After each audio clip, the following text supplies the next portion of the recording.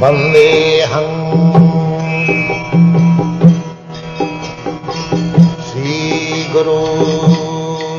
The following is a class on the Srimad Bhagavatam, first canto, second chapter, text number 6, given by His Divine Grace, A.C.Bhaktivedanta Swami Prabhupada, recorded on the 27th of February, 1974, in Calcutta, India. ఈ శ్రీమద్ భాగవత ఉపన్యాసం భక్తివేదాంత స్వామి ప్రభుపాదుల వారి చేత 1974 ఫిబ్రవరి 26వ తేదీన కలకత్తా నగరమునందు ఉపన్యసించబడింది. శ్రీమద్ భాగవతము ప్రథమ స్కందము 2వ అధ్యాయము 6వ శ్లోకం. ఓం నమో భగవతే వాసుదేవాయ. Om Namo Bhagavate Vasudevaya. ఓం నమో భగవతే వాసుదేవాయ. Om Namo Bhagavate Vasudevaya. ఓం నమో భగవతే వాసుదేవాయ. Om Namo Bhagavate Vasudevaya. Translation. The supreme occupation or dharma for all humanity is that by which man can attain to loving devotional service unto the transcendent Lord. Such devotional service must be unmotivated and uninterrupted in order to completely satisfy the self. సవై పుంసాం పరో ధర్మో యతో భక్తిర్ అదోక్షజే అహైతుకీ అప్రతిహత యయాత్మా సుప్రసీదతి. అనువాదము: అదోక్షజుడైన శ్రీకృష్ణ భగవానుని ఎడ ప్రేమపూర్వకమైన భక్తియుత సేవను కలిగింపజేయునదే మానవుల పరమధర్మమై ఉన్నది. ఆత్మ యొక్క పూర్ణ సంతృప్తి కొరకు అట్టి భక్తియుత సేవ నిర్హేతుకము అవరోధరహితము అయి ఉండవలెను. Savai pumsam paro dharma jato bhakti radhokati ahituki apratihata jaya atma suprasidati. Atma means this body. Atma means this mind also. And Atma means the soul. And above that, the Paramatma, Bhagavan. Brahmeti, Paramatmeti, Bhagavaneti, Sarva. So, Jaya Atma Suprasidati. Su means very much. Not only Prasidati, but Suprasidati, very much. Everyone. The body becomes satisfied, the mind becomes satisfied, the soul becomes satisfied, and the Supreme Paramatma, he also becomes. So, that is called Parodharma. Parodharma means, Paro means superior, and Dharma means occupational duty. Everyone has got occupational duty. It doesn't matter. Either you are a Brahmana, Kshatriya, Vaishya, Shudra, Brahmachari, Grihastha, Vanaprastha, Sannyas. Everyone has got occupational duty. That is human society. Human society means when the society is divided into these 8 divisions, Brahman, Kshatri, Vaishya, Shudra, Brahmachari, Grihastha, Vanaprastha and Sannyas. Varnashrama. That is Vedic civilization. సవై పుంసాం పరో ధర్మో యతో భక్తిర్ అదోక్షజే అహైతుకీ అప్రతిహత యయాత్మ సుప్రసీదతి.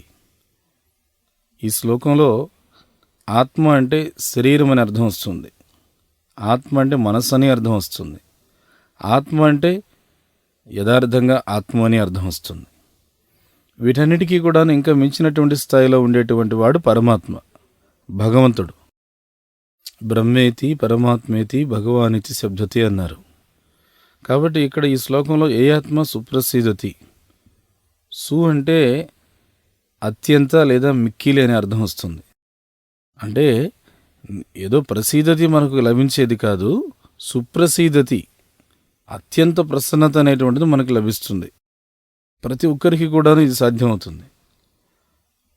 శరీరము సంతృప్తి చెందుతుంది, మనస్సు సంతృప్తి చెందుతుంది, ఆత్మ సంతృప్తి చెందుతుంది, పరమాత్మ కూడాను సంతృప్తి చెందుతాడు. అందుకనే దీన్ని ఏమన్నారంటే పరోధర్మ అని చెప్పి అన్నారు. పరోధర్మ అంటే పరా అని అంటేనేమో అత్యంత ఉన్నతమైన, ధర్మ అంటేనేమో విద్యుక్త ధర్మం. ప్రతి ఒక్క వ్యక్తికి కూడాను తాను పాటించాల్సిన విద్యుక్త ధర్మం అనేటువంటిది ఒకటి ఉంటుంది. ఒక వ్యక్తి ఎవరైనప్పటికీ పర్వాలేదు, అతను బ్రాహ్మణుడు కానీ, క్షత్రియుడు కానీ, వైశ్యుడు కానీ, శూద్రుడు కానీ, ఎవరైనప్పటికీ పర్వాలేదు. గృహస్థుడైనా, వానప్రస్థుడైనా, బ్రహ్మచారి అయినా, సన్యాసి అయినా, ఎవరైనప్పటికీ పర్వాలేదు. ప్రతి ఒక్కడికి నిర్వర్తించవలసిన ఒక విద్యుక్త ధర్మం అనేది ఒకటి ఉంటుంది. అదే మానవ సమాజం అని చెప్పి పిలువబడుతుంది. ఈ మానవ సమాజం అని అంటే మొత్తం యావత్ సమాజం అంతా కూడా 8 భాగాలుగా విభజించబడింది. అవేమిటి? బ్రాహ్మణ, క్షత్రియ, వైశ్య, శూద్ర, బ్రహ్మచారి, గృహస్థ, వానప్రస్థ, సన్యాస. దీన్ని వర్ణాశ్రమ ధర్మం అని చెప్పాను. ఈ వర్ణాశ్రమ ధర్మం ఉన్నదాన్నే వైదిక నాగరికత అంటారు.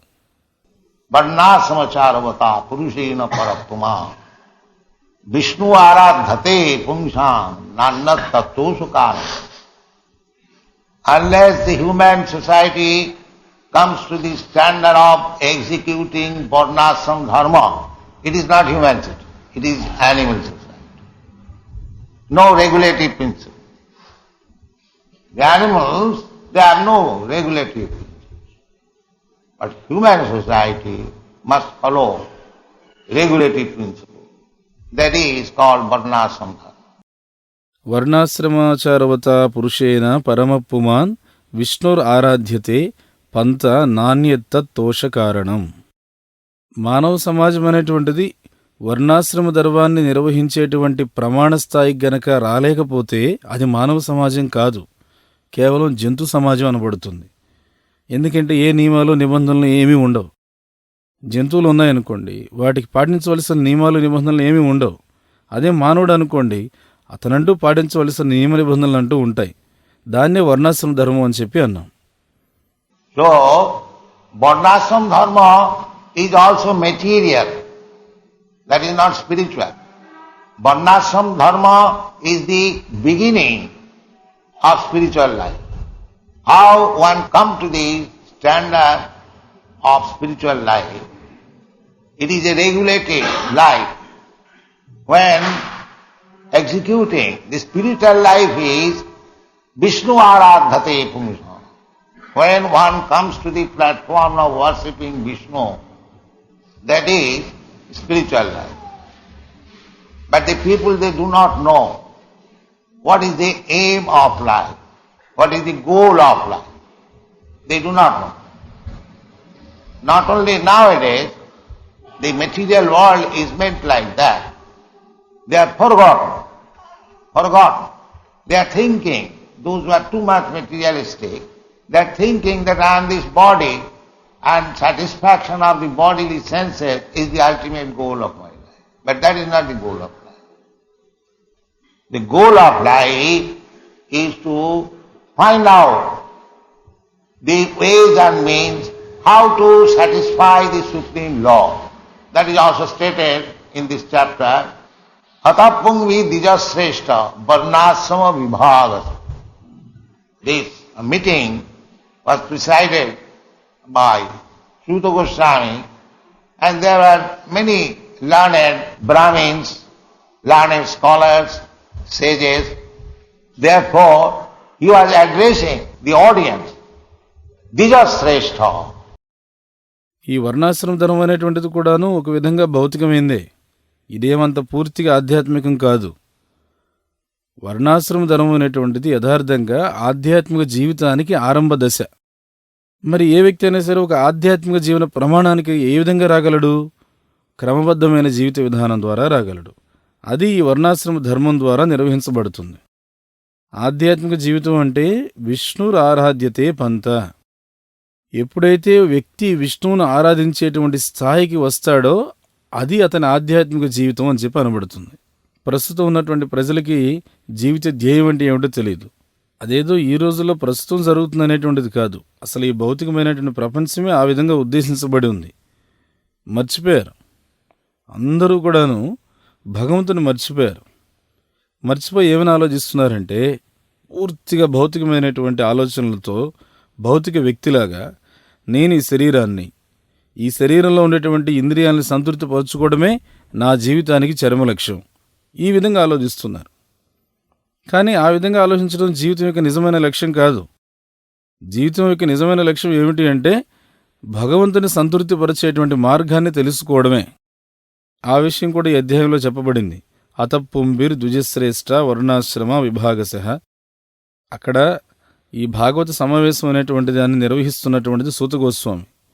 ఆయన అధ్యక్షతలో అక్కడ అనేక మంది విద్వాంసులైన బ్రాహ్మణులు ఉన్నారు, మహా గొప్ప పండితులు ఉన్నారు, మునులు ఉన్నారు, ఋషులున్నారు. మరి వాళ్ళందరినీ కూడాను ఇక్కడ సూత గోస్వామి ఏమని సంబోధిస్తున్నాడు? ద్విజశ్రేష్ఠ అని సంబోధిస్తున్నాడు. ద్విజ means twice born. First birth by the father and mother, and the second birth by sanskar or by culture. Brahman, Kshatri, Vaishya. They have got sanskar. Shudras have no sanskar. Sanskar Varjita means Shudra. In this age, nobody observes the sanskaras. Therefore, in the Shastra it is said, Kalau Shudra Sambhava. In the Kali Yuga, almost every person is a Shudra. Therefore, there is so much chaos. The government is managed by the Shudras, or less than Shudras. Mlecha Rajana Rupina. Mlechas have taken the post of government. It is meant for the Kshatriyas, the qualified Kshatriyas, very brave, very powerful, very charitable, not going away when there is fight. That is Kshatriya spirit. Brahman means Sattva, Sama, Dama, Titikha. So, people should be trained up as Brahmana, as Kshatriya, as Vaishya. Kisi go raksha vanijjam Vaishya karma sabhavajam.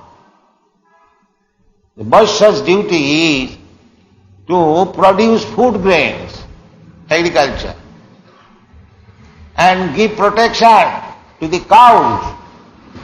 And if you have got surplus food stuff, you can make trade where there is shortage. ద్విజ అంటే రెండవ జన్మ తీసుకున్నవాడు. మనమందరం కూడా మొట్టమొదటి జన్మ తల్లిదండ్రుల నుంచి తీసుకుంటాం. తర్వాత మళ్ళీ రెండవ జన్మ అనేటువంటిది సంస్కారం ద్వారా, సంస్కృతి ద్వారా తీసుకుంటాం. అందుకే బ్రాహ్మణ, క్షత్రియ, వైశ్య, శూద్ర ఇలాంటివన్నీ కూడాను ఈ వర్ణాలు ఉన్నాయి. ఇందులో బ్రాహ్మణ, క్షత్రియ, వైశ్యులకి సంస్కారం అనేటువంటిది ఉంటుంది. శూద్రులకి ఎటువంటి సంస్కారం అవసరం లేదు. సంస్కార వర్జిత అంటేనే శూద్రుడు అన్నమాట. ప్రస్తుతం రోజుల్లో చూస్తే ఎవరు కూడా సంస్కారాలను పాటించడం లేదు. అందుకని శాస్త్రం ఏం చెప్తుంది అంటే కలవు శూద్ర సంభవ అని చెప్తుంది. ఈ కలియుగంలో ప్రతి ఒక్కడు కూడా శూద్రుడే అని చెప్తుంది. అందుకని మీరు చూస్తున్నారు బయట ఎంతో అల్లకల్లోలమైనటువంటి వాతావరణం ఉంది.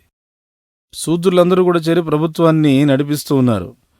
ఇంకా చెప్పాలంటే శూద్రుల కన్నా తక్కువగా ఉన్నటువంటి వాళ్ళు మ్లేచ్చులు ఈ ప్రభుత్వాన్ని అధికారం చలాయిస్తున్నారు. మ్లేచ్ఛ రాజేంద్ర రూపిణః. మ్లేచ్చులందరూ కూడా ప్రభుత్వంలోనూ ఆధిపత్యాలు తీసుకుంటూ ఉన్నారు. కానీ ఆ ఆధిపత్యాలన్నీ ఎవరి కోసం ఉద్దేశించబడినవి? క్షత్రియుల కోసం. అది యోగ్యత కలిగినటువంటి క్షత్రియుల కోసం. ఎవరైతే అత్యంత ధైర్యవంతులు, అత్యంత శక్తివంతులు, అత్యంత దానగుణం కలిగిన వాళ్ళు, యుద్ధంలో వెన్నుచొప్పకుండా ఉండేటువంటి వాళ్ళు, ఇలాంటి క్షత్రియులు ఎవరైతే ఉన్నారో వాళ్ళ కోసం ఉద్దేశించబడినటువంటివి ఈ ఆధిపత్యాలన్నీ. క్షత్రియుడు అనంటే ఈ స్థాయిలో ఉండాలి. అలానే బ్రాహ్మణుడు కూడాను సత్యం, శమో, దమ, స్థితీక్ష ఈ లక్షణాలన్నీ కలిగి ఉండాలి. అందుకే ప్రజలందరికీ కూడాను చక్కటి యోగ్యత కలిగిన బ్రాహ్మణుడిగాను, యోగ్యత కలిగిన క్షత్రియుడిగాను, యోగ్యత కలిగిన వైశ్యుడిగాను తయారయ్యేదానికి కావలసినంత శిక్షణ ఇవ్వాలి మనం.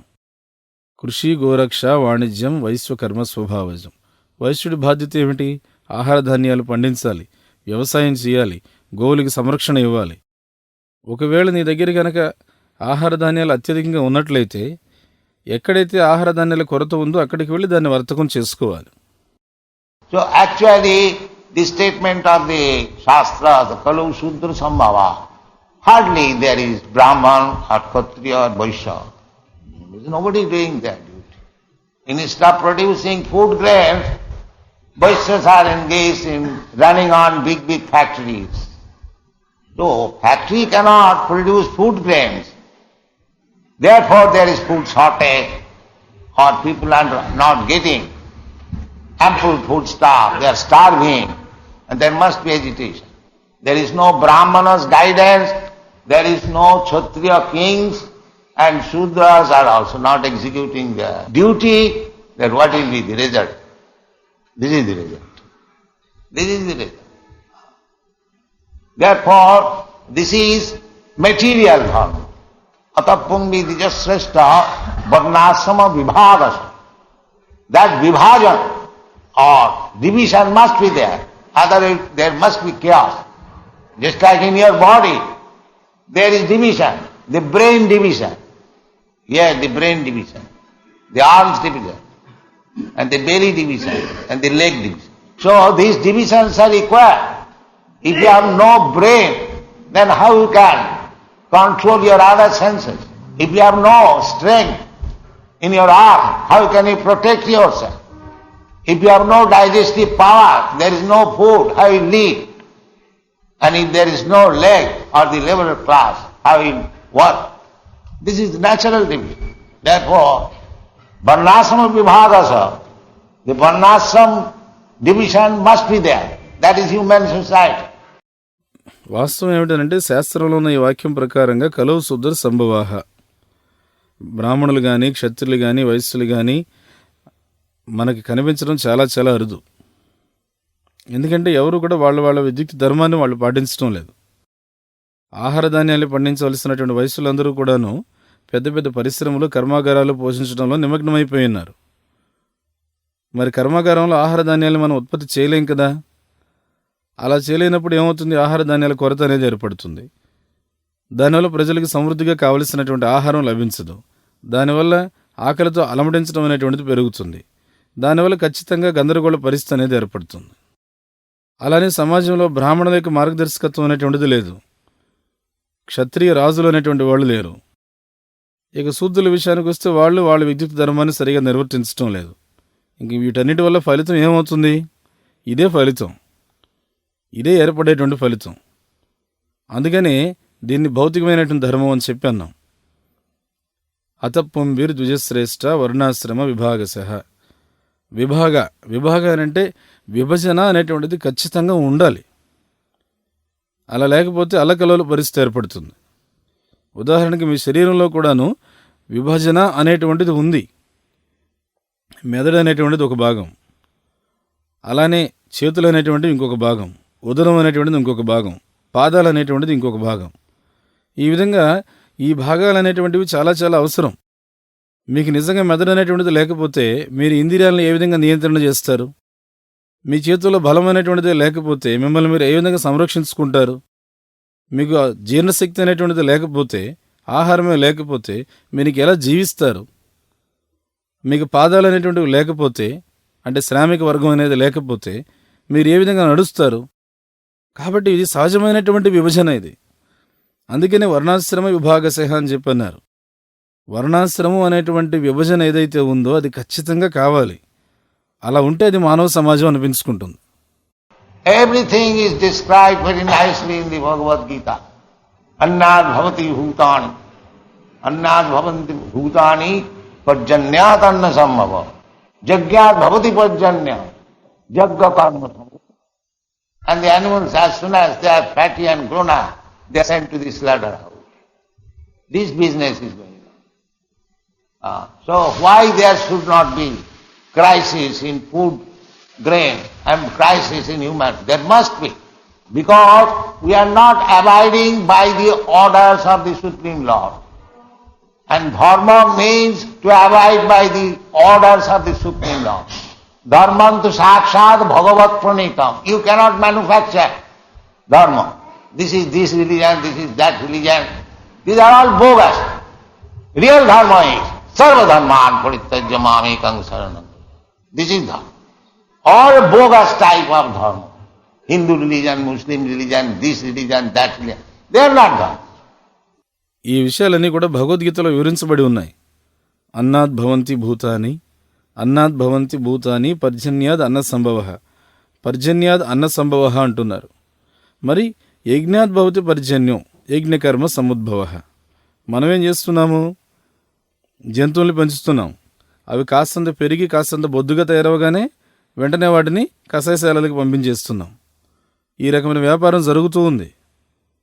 మరి ఇలాంటివి జరుగుతున్నప్పుడు ఆహార ధాన్యాల కొరత అనేటువంటిది, ఆర్థిక సంక్షోభం అనేటువంటిది మానవ సమాజంలో రాకుండా ఎలా ఉంటుంది? ఖచ్చితంగా వస్తాయి. ఎందుకంటే మనం భగవంతుడికి ఆజ్ఞలకు కట్టుబడి ఉండడం లేదు. ధర్మానంటే భగవంతుడి చేత విధించబడినటువంటి ఆజ్ఞలు. ధర్మంతు సాక్షాత్ భగవత్ ప్రణీతం. మనం సొంతంగా ధర్మాలను తయారు చేయడానికి లేదు. ఈ ధర్మం అని ఆ ధర్మం అని అవన్నీ కూడా కపటమైనటువంటివి. నిజమైన ధర్మం ఏమిటి అని అంటే సర్వధర్మాన్ పరిత్యజ్య మామేకం శరణం వ్రజ. అది నిజమైనటువంటి ధర్మం. ఇంకా మిగతావన్నీ కూడాను కపటమైన ధర్మాలే. హిందూ మత ధర్మం అని, లేకపోతే మహమ్మదీ మత ధర్మం అని, అదని ఇదని ఎన్నో చెప్తున్నారు, కానీ యథార్థమైనటువంటి ధర్మాలు కాదు అవి. Therefore it is said here, savai pungsang paro dharma. Paro means supreme. What is that? Jato bhakti radho khaji. Wherein this is taught, just surrender to the supreme law, Krishna. That is first class. All other religions, they are bogus. That is not it. Just like good citizenship means to abide by the laws of the state, of the God. That is good citizenship. Similarly, a real religious person means who is abiding by the orders of the Supreme Lord. Unfortunately, they have no information of the Supreme Lord. Although the Lord, the Supreme Lord Krishna is present, still they are thinking the Supreme Lord is Nirakar. Nirakar means to avoid. How Supreme God can be Nirakar? If the Supreme Lord is the Supreme Father. అందుచేతనే ఇక్కడ ఏం చెప్తున్నారు అంటే సవై పుంసాం పరో ధర్మం అని చెప్పంటున్నారు. పర అంటే అత్యంత ఉన్నతమైన. ఏమిటది? యదో భక్తిర్ అదోక్షజే. మీరే చెప్పండి. ఇదిగో భగవంతుడు కృష్ణుడు ఇక్కడ ఉన్నాడు, ఆ కృష్ణుడికి శరణాగతి పొందండి, అలా శరణాగతి పొందడం అనేటువంటిది ప్రథమ శ్రేణి ధర్మం అని చెప్పి ఎక్కడ చెప్తున్నారు, ఎక్కడ బోధిస్తున్నారు? ఎన్నెన్నో మత ధర్మాలు ఉన్నాయి, వాటన్నింటిలో కూడా ఈ రకమైన విషయం చెప్తున్నారా? అవన్నీ కూడా కపటమైనటువంటివి, అవి నిజమైన మత ధర్మాలు కాదు. ఇప్పుడు ఉదాహరణకు ఒక మంచి పౌరుడు అని అంటే ప్రభుత్వం విధించినటువంటి చట్టాన్ని చక్కగా అనుసరించేవాడై ఉండాలి. అతన్ని మనం మంచి పౌరుడు అని చెప్పి అంటాం. అదేవిధంగా నిజమైన ధార్మిక వ్యక్తి అంటే అర్థం భగవంతుడు విధించినటువంటి ఆజ్ఞలకు కట్టుబడి ఉండేవాడు అని అర్థం. దురదృష్టవశాత్తు ఆ భగవంతుడి గురించి సమాచారం ఏమీ కూడాను ప్రజలకు లేదు. భగవంతుడు శ్రీకృష్ణుడు ఆయన మన ముందు ప్రత్యక్షమై మన ముందు ఈ విధంగా చెప్తూ ఉన్నప్పటికీ కూడా మనం అనుకుంటూ ఉన్నాము ఆ భగవంతుడు నిరాకారుడు అని చెప్పి భావిస్తున్నాం. నిరాకారం అంటే అర్థం ఏమిటి అని అంటే నిరోధించాలి అనేటువంటి ఉద్దేశం. భగవంతుడు ఏ విధంగా నిరాకారుడు అవుతాడు? భగవంతుడు అనేవాడు అందరికీ కూడా పరంపిత అయినట్లయితే ఆ భగవంతుడు అనేవాడు నిరాకారుడు ఏ విధంగా అవుతాడు? We have got experience. I am a person, my father is person, his father is person, his father is person. In this way, if you go to the topmost platform to find out the Supreme Person or Supreme God, why he should be imperson? Imperson is a feature of the Supreme Person. But ultimately, Brahmeti Bhagavaniti, Brahmeti Paramatmiti, ultimately the absolute truth is a Supreme Person. Nitya Nityanam, Chetanas Chetananam. This is the Vedic information. That as we are all Nityas, eternal, we are also living beings. But there is another Supreme Nitya, eternal, and Supreme Chetan, a living being. And that is God. That is Krishna. Therefore Krishna says in the Bhagavad Gita, Matta parataram nanya kinchijasti dhananjaya. There is no more superior living being than me. That is Krishna.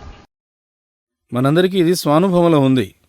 ఇప్పుడు నేను ఒక వ్యక్తిని, నా తండ్రి కూడా ఒక వ్యక్తి, ఆయన తండ్రి కూడా ఒక వ్యక్తి, ఆయన తండ్రి కూడా ఒక వ్యక్తి, ఇలా మనం చెప్పుకుంటూ పోతే సర్వోత్కృష్టమైనటువంటి స్థాయిలోకి వెళ్ళినప్పుడు పరమపురుషుడు భగవంతుడు అనేవాడు ఉంటాడు. ఆ భగవంతుడు అనేవాడు అందరికీ కూడాను పరమపిత. మరి అలాంటి ఆ పరమపిత అయిన భగవంతుడు నిరాకారుడు ఏ విధంగా అవుతాడు? నిరాకారం అనేటువంటిది సాకారుడైన భగవంతుని యొక్క ఒక విశిష్ట లక్షణం అని మనం గుర్తించాలి. చిట్ట చివరికి మనం తెలుసుకోవాల్సింది ఏంటంటే బ్రహ్మేతి పరమాత్మేతి భగవానితి శబ్దతే. చిట్ట చివరికి ఏమిటనంటే పరమసత్యం అనేటువంటిది ఒక పరమపురుషుడైనటువంటి వ్యక్తి. నిత్యో నిత్యానాం చేతనచేతనానాం అని కఠోపనిషత్తు చెప్తూ ఉంది. వైదిక సమాచారం ప్రకారంగా మనం చూస్తే మనమందరం కూడా నిత్యులం, శాశ్వతులం. మనం జీవులం అయినప్పటికీ కూడాను మనందరిలో ఒక పరమనిత్యుడు ఉన్నాడు, మనందరిలో ఒక పరమ శాశ్వతుడు ఉన్నాడు, మనందరిలోకెల్లా ఒక పరమచేతనుడు ఉన్నాడు. ఆ పరమచేతనుడే భగవంతుడు అన్నమాట. ఆ భగవంతుడే కృష్ణుడు.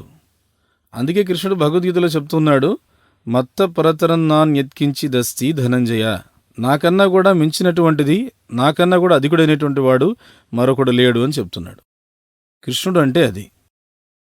So here it is said, Savai Pumsang Parod. Dharma, you have to execute your occupational duty. But, as Krishna says, Sarva Dharman Puritajyamam Ekang Saranam, that is real dharma. I am following this dharma, that is not dharma. Dharma means the natural instinct. The natural instinct is to obey the superior person. Everyone of us, we are meant for obeying the Supreme. Is anyone who can say that I am got to obey any superior person? Is there anyone? That cannot. You have to obey.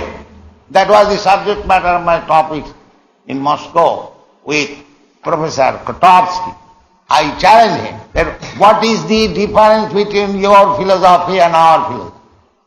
You have to obey some person and I have to obey some person. So you are obeying Lenin and I am obeying Krishna. So where is the difference between you and me in philosophy? Now the things remain to be judged, whether by following Krishna we shall be happy or by following Lenin we shall be happy. That is to be judged.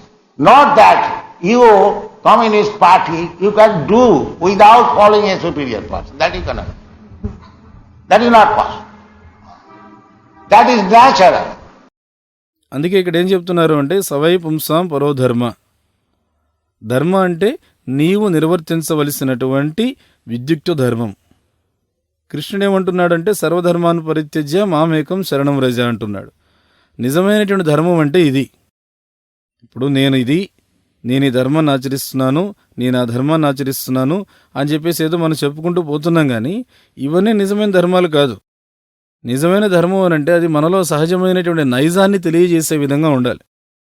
మనలో సహజమైనటువంటి నైజం ఏమిటి అని అంటే మనకన్నా అధికుడైనటువంటి వ్యక్తి యొక్క ఆజ్ఞల్ని అంగీకరించడం.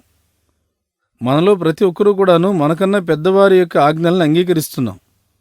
ఇప్పుడు మీలో ఇక్కడ ఉన్న వారిలో ఎవరైనా సరే చెప్పగలరా, నేను నాకన్నా అధికుడైన వ్యక్తి యొక్క ఆజ్ఞల్ని అంగీకరించవలసిన అవసరం లేదు అని ఎవరైనా చెప్పగలరా?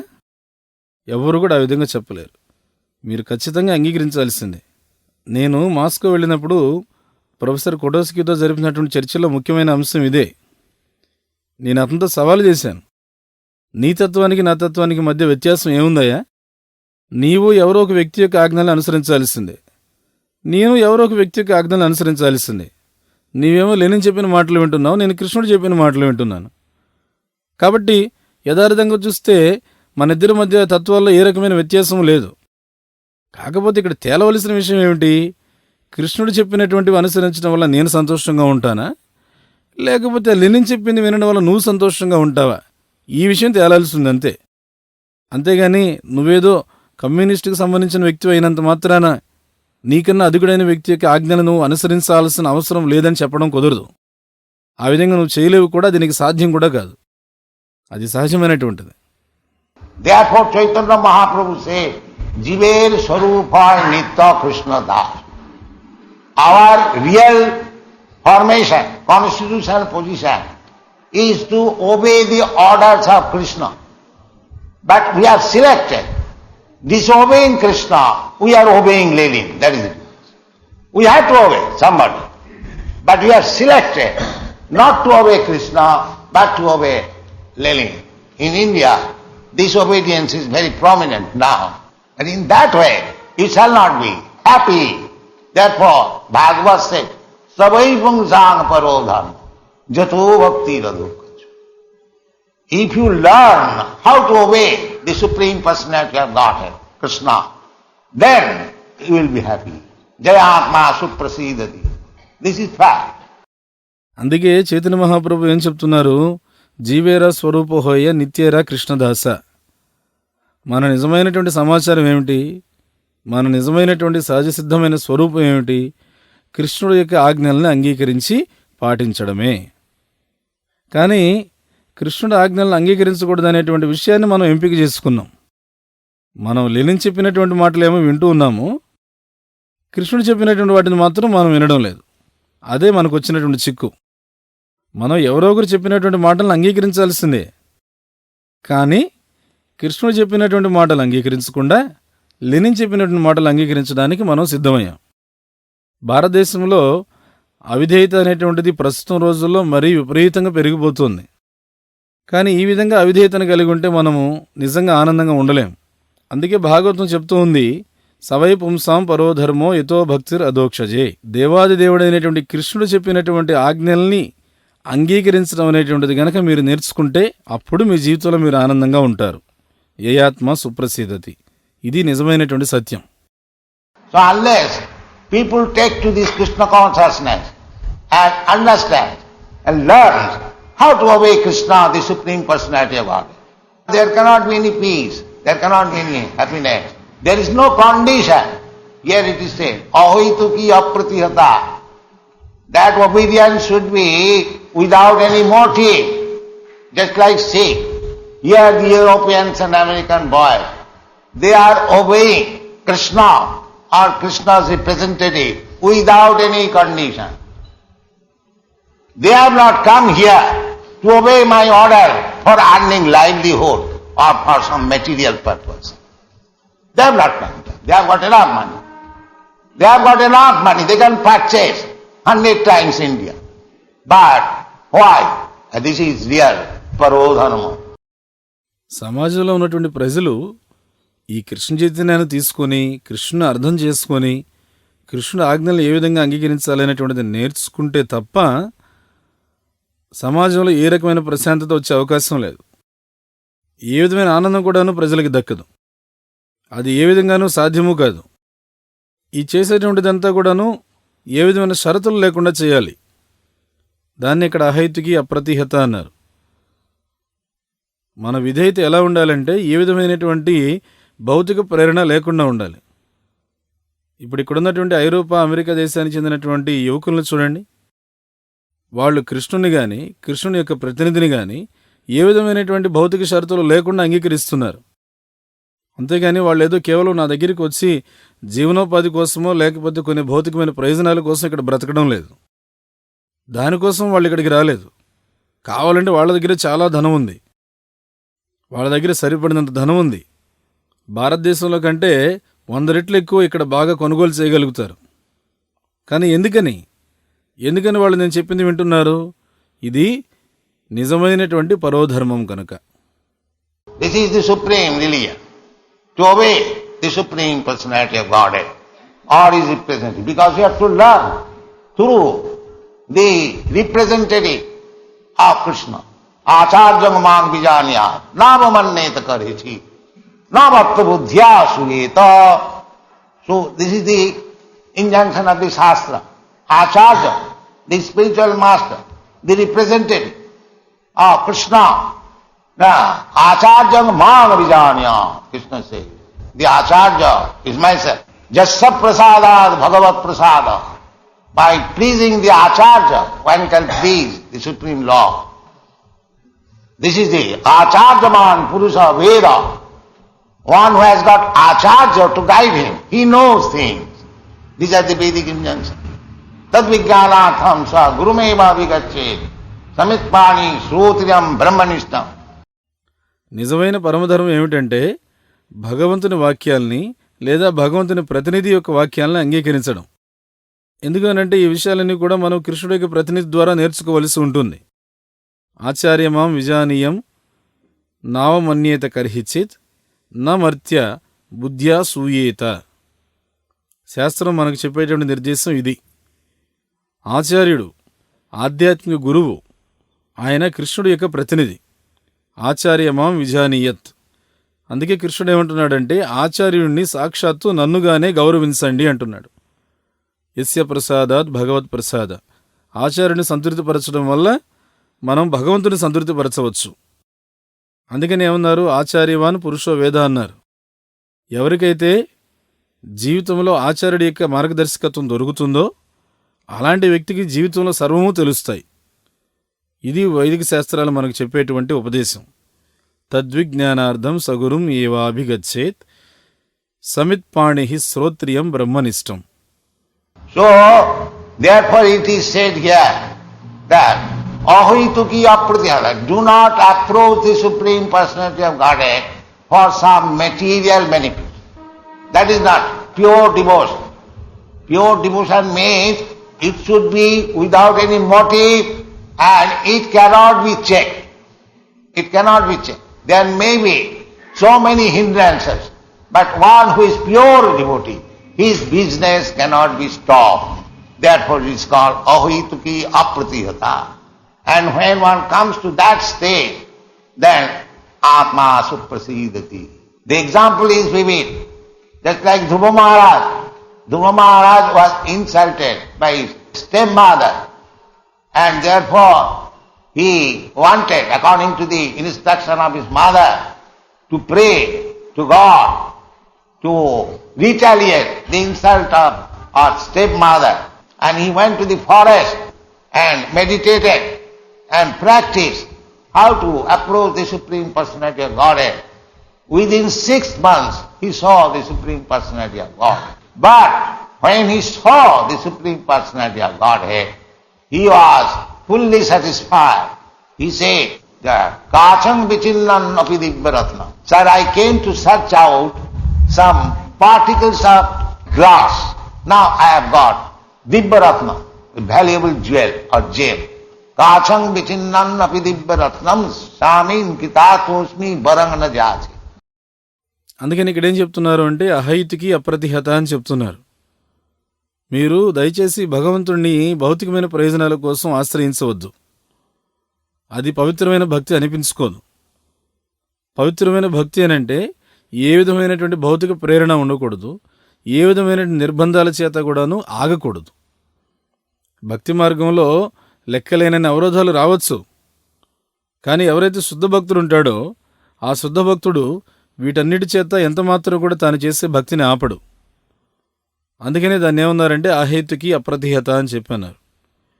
ఎవరైతే ఆ అహేతుకి అప్రతిహత అనేటువంటి స్థాయిలో భక్తి చేస్తాడో అలాంటి వ్యక్తి ఏ ఆత్మ సుప్రసీదతి, అలాంటి జీవుడు నిజంగా సంపూర్ణ సంతృప్తి చెందుతాడు.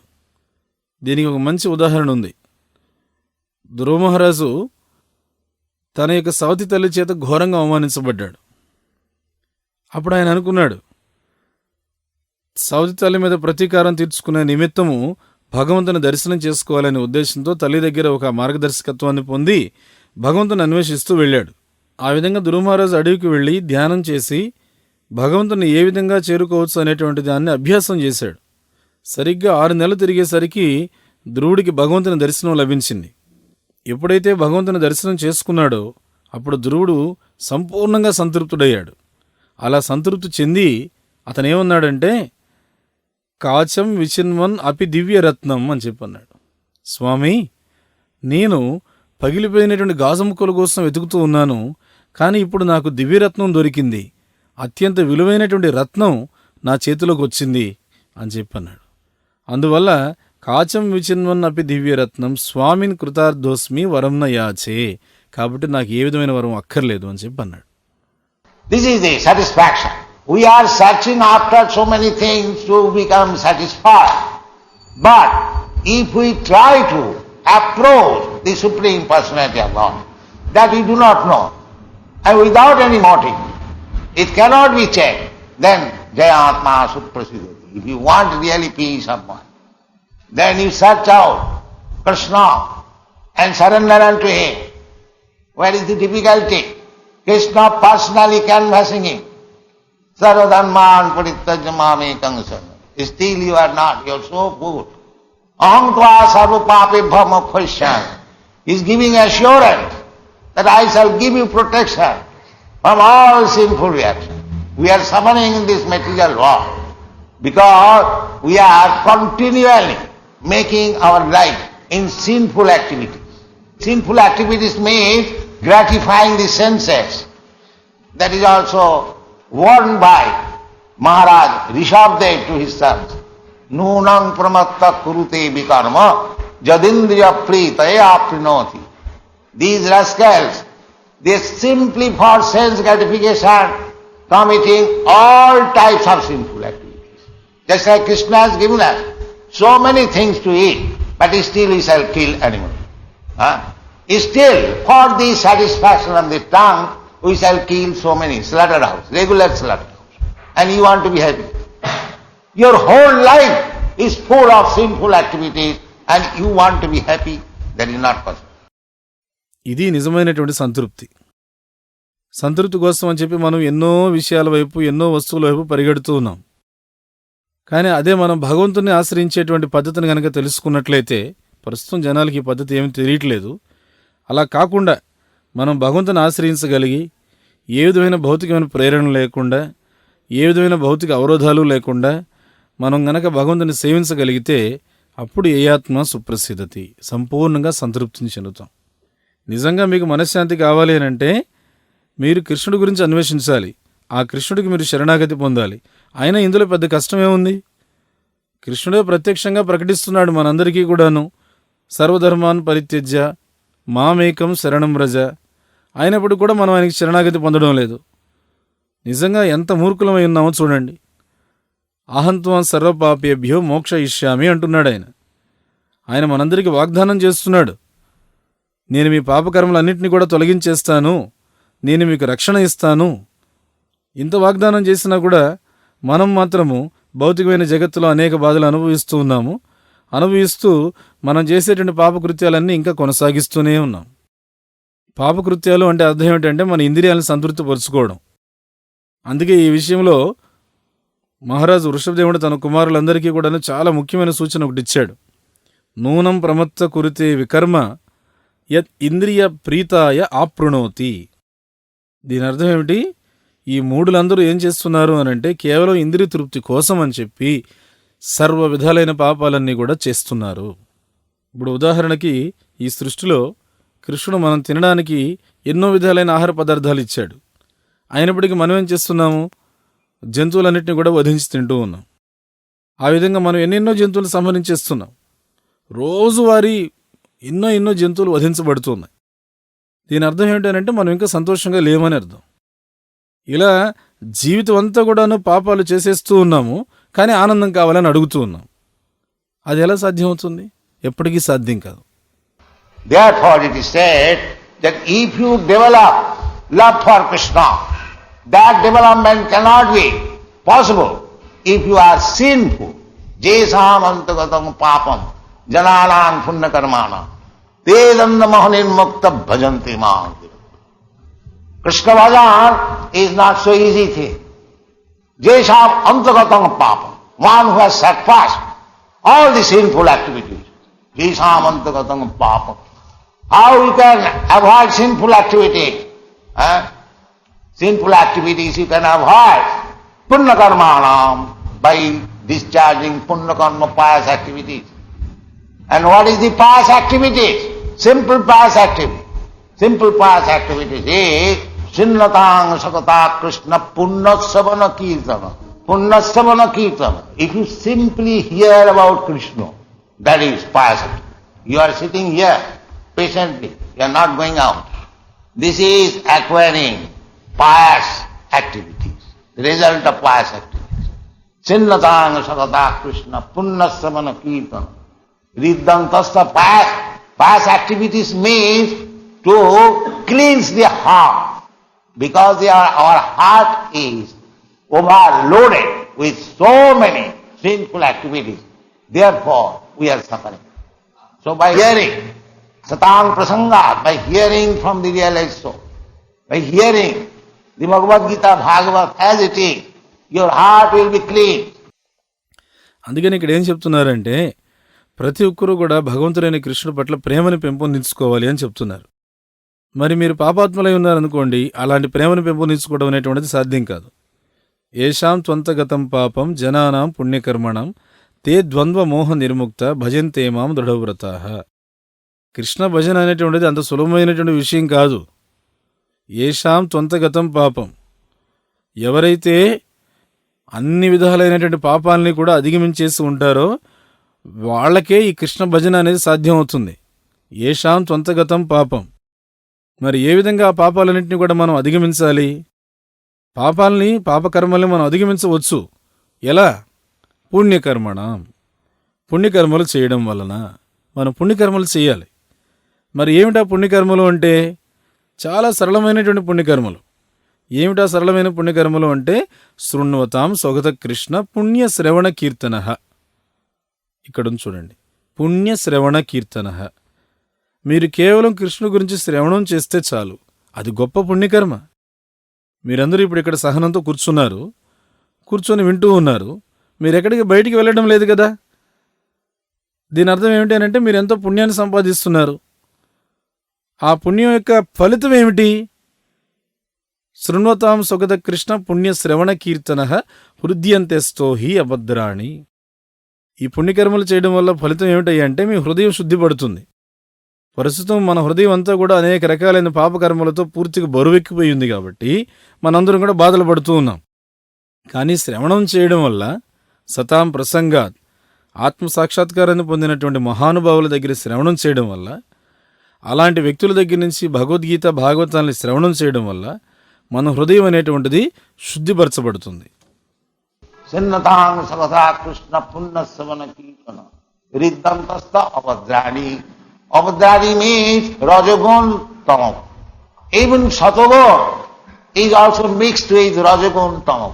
But if you hear about Krishna, we are opening all over the world hundreds of centers. Why? We are giving chance to the people to hear about Krishna. It is not a business center, not a business branch house, but Savanam Kirtanam Vishnu Smaranam Padasi. Here, the school are teaching people how to hear about Krishna, how to chant about Krishna, how to worship Krishna, the deity. Samaranam Kirtanam Vishnu Smaranam Padasi. Archanam, this is Archanam. Bandanam, to offer prayers. Dasham, to work for Krishna. Samaranam Kirtanam Vishnu Smaranam Padasi. Archanam Bandanam. Sakham, to make Krishna as friend. Krishna can be served in so many ways. Krishna so kind, friend, even practical. We had a very big struggle in Bombay for our land. So they wanted to break our temple to drive us. It was a great commotion. All Bombay people know it. But I pray simply, Krishna, my dear Krishna, anywhere you have come here, you have sat down here. It will be great insult if you are removed from this place. Krishna had it. And we won the battle. Now the land is over. The land is over. It was a great battle. శృణుతాం సగత Krishna పుణ్యశ్రవణ కీర్తన హృద్యంతెస్తో హి అభద్రాణి. అభద్రాణి అంటే రజోగుణము తమోగుణం. సత్వగుణం అనేటువంటిది కూడా రజోగుణంతో తమోగుణంతో మిళితమై ఉంటుంది. కానీ మీరు కృష్ణ గురించి శ్రవణం చేశారనుకోండి, ఇప్పుడు మేము చేస్తున్నది అదే. ప్రపంచవ్యాప్తంగా వందలాది ప్రచార కేంద్రాలన్నీ కూడా ప్రారంభిస్తున్నాం. ఎందుకు? ప్రజలందరికీ కూడా కృష్ణుడి గురించి శ్రవణం చేసేటువంటి సదవకాశాన్ని కలిగించాలి అనే ఉద్దేశంతో చేస్తున్నాం. అంతేగాని ఇవేమి వ్యాపార కేంద్రాలు కాదు, లేకపోతే వ్యాపారాన్ని పెంపొందించేటువంటి శాఖలు కాదు. మరేమిటి? శ్రవణం, కీర్తనం, విష్ణుస్మరణం, పాదసేవనం. మరి మందిరాలన్నీ ఎలాంటివి అనంటే ఇవన్నీ కూడా పాఠశాలలు. ఈ పాఠశాలలో ఏం నేర్పిస్తారు? కృష్ణు గురించి ఎలా శ్రవణం చేయాలి, కృష్ణనామాన్ని ఎలా జపం చేయాలి, కృష్ణుని ఎలా ఆరాధించాలి, ఇవన్నీ పాఠశాలలో నేర్పిస్తారు. విగ్రహారాధన, శ్రవణం, కీర్తనం, విష్ణు స్మరణం, పాదసేవనం, అర్చనం, దీనిని అర్చనం అంటాం. తర్వాత వందనం, భగవంతుడికి ఏ విధంగా ప్రార్థనలు అర్పించాలి. దాస్యం, ఏ విధంగా కృష్ణుడి కోసం మనం శ్రమించాలి. శ్రవణం, కీర్తనం, విష్ణు స్మరణం, పాదసేవనం, అర్చనం, వందనం, సాఖ్యం, కృష్ణుడితో ఎలా స్నేహం చేయాలి. మనం ఇలా చెప్పుకుంటూ పోతే కృష్ణుణ్ణి మనం ఎన్నో విధాలుగా సేవించవచ్చు. కృష్ణుడు ఎంత దయామయుడైనటువంటి మిత్రుడంటే మీరు ప్రత్యక్షంగా కూడా ఈ విషయాన్ని అర్థం చేసుకోవచ్చు. బాంబేలో మందిర నిర్మాణం కోసం మేము భూభాగాన్ని తీసుకున్నప్పుడు చాలా పెద్ద పెద్ద కష్టాలు వచ్చాయి. అసలు చాలా పెద్ద గందరగోళం ఏర్పడింది. ఈ ఉదంతం బాంబేలో ఉన్న ప్రతి ఒక్క వ్యక్తికి తెలుసు. అప్పుడు నేనేం చేశాను?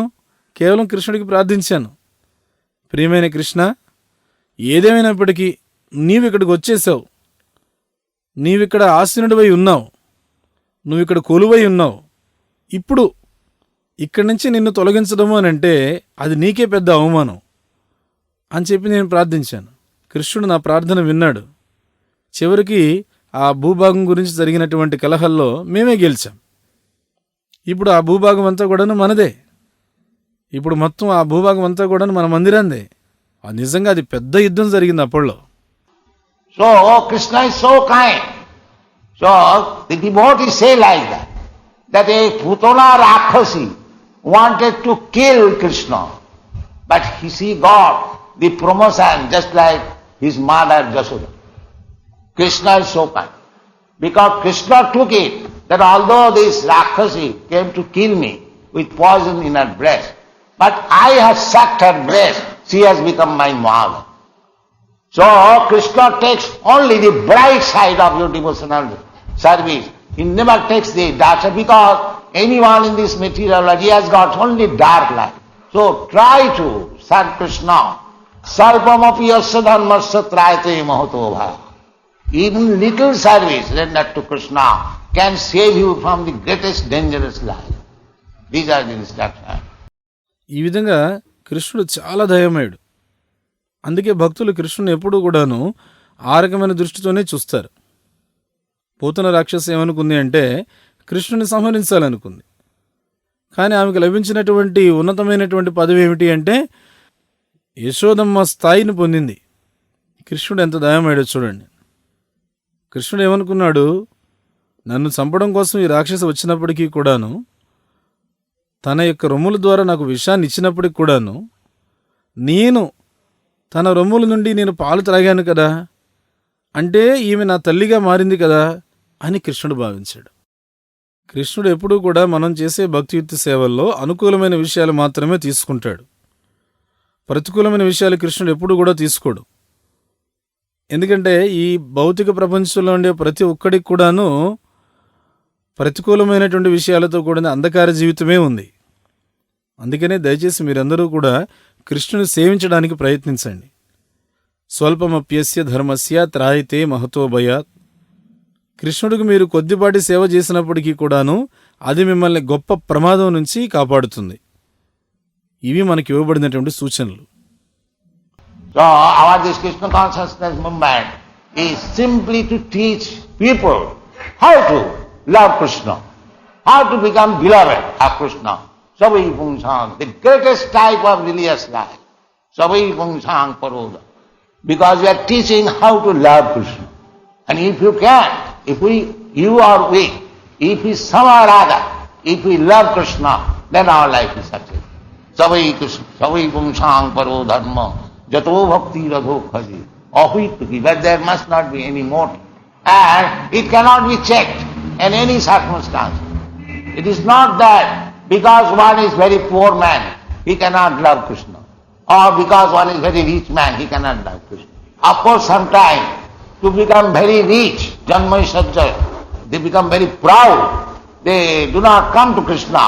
So, sometimes Krishna shows the mercy to turn his devotee into poverty-stricken position.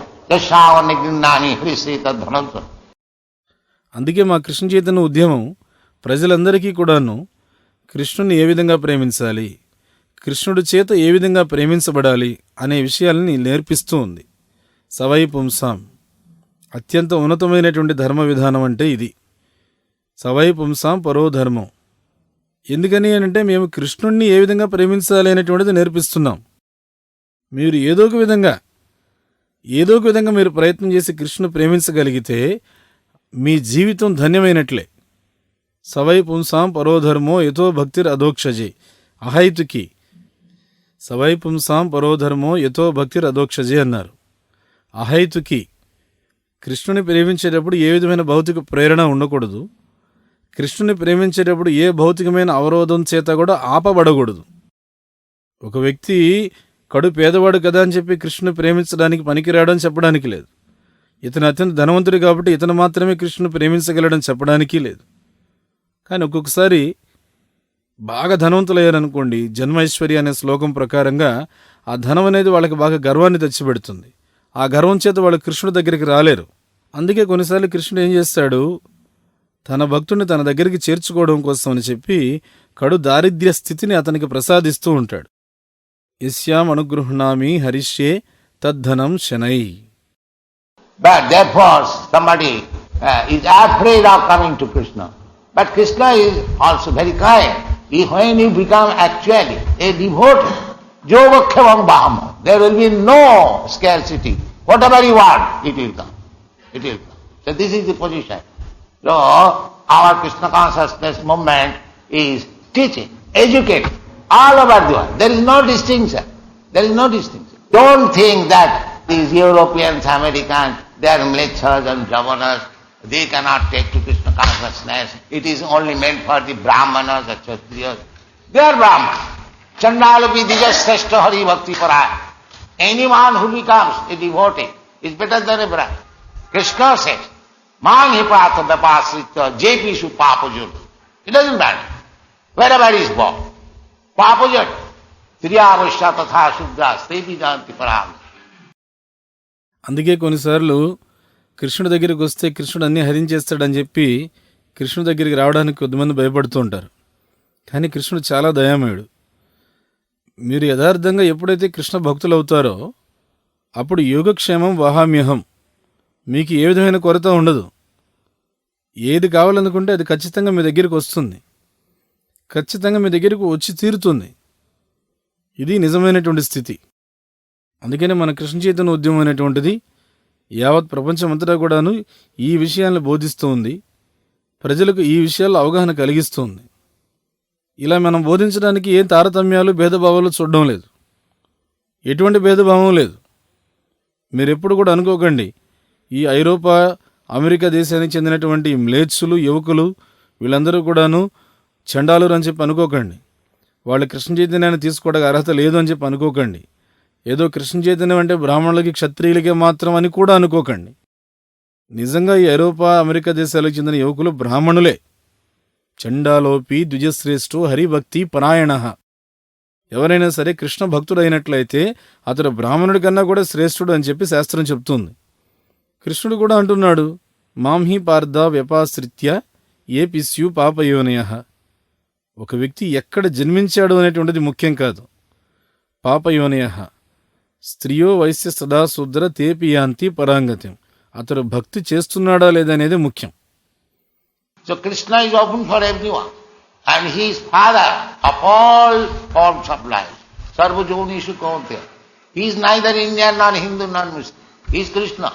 He is the supreme person. So our only request is that you try to love Krishna. Then your religious life will be perfect. Jato bhakti adhokhaje. Adhokhaje, he is beyond the sense perception. Akhaja. Akhaja jnana means sensual perception. He is beyond that, transcendental. But you have to love.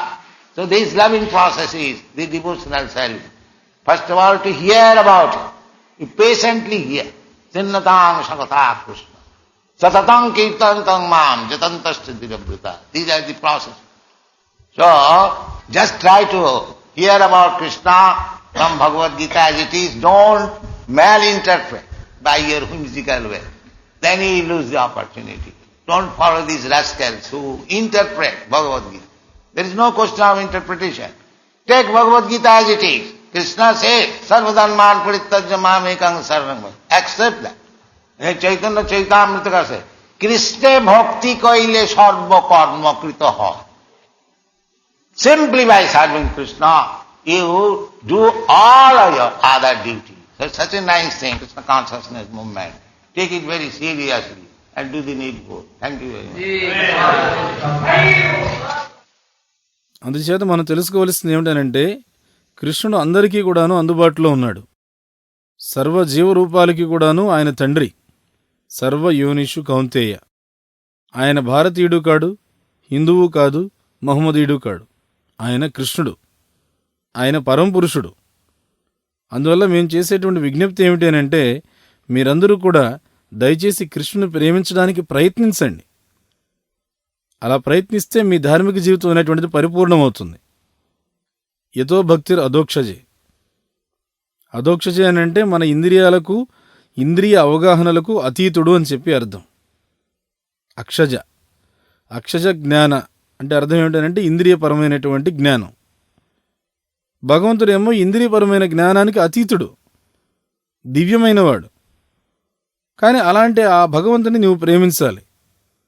ప్రేమించే విధానమే భక్తి with సేవ అన్నారు.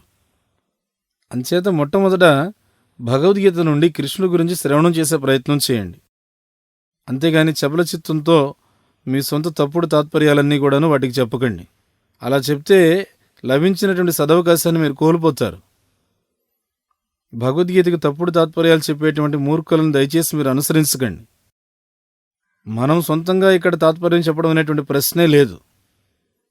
భగవద్గీత యథాతథాన్ని తీసుకోండి. కృష్ణుడు ఏమంటున్నాడు? సర్వధర్మాన్ పరిత్యజ్య మామేకం శరణం వ్రజ. దానిని అంగీకరించండి. చైతన్య చరితామృతంలో కూడా ఏం చెప్పబడింది? కృష్ణే భక్తి కైలే సర్వ కర్మ కృతహోయ. కేవలం కృష్ణుని సేవించడం ద్వారా మీరు మీ యొక్క విద్యుక్త ధర్మాలన్నింటినీ నిర్వర్తించినట్లే. చూడండి, ఇది ఎంత చక్కటి విషయం. ఈ విషయాలన్నీ కృష్ణ చైతన్య ఉద్యమం చెప్తోంది. అందుచేత మీరు ఈ విషయాన్ని చాలా తీవ్రంగా తీసుకొని అవసరమైనటువంటివన్నీ కూడా మీరు ఆచరించండి. ధన్యవాదాలు. Hare Krishna. వందేహం Sriguru. The following is a class on the Srimad Bhagavatam, first canto, second chapter, text number 6, given by His Divine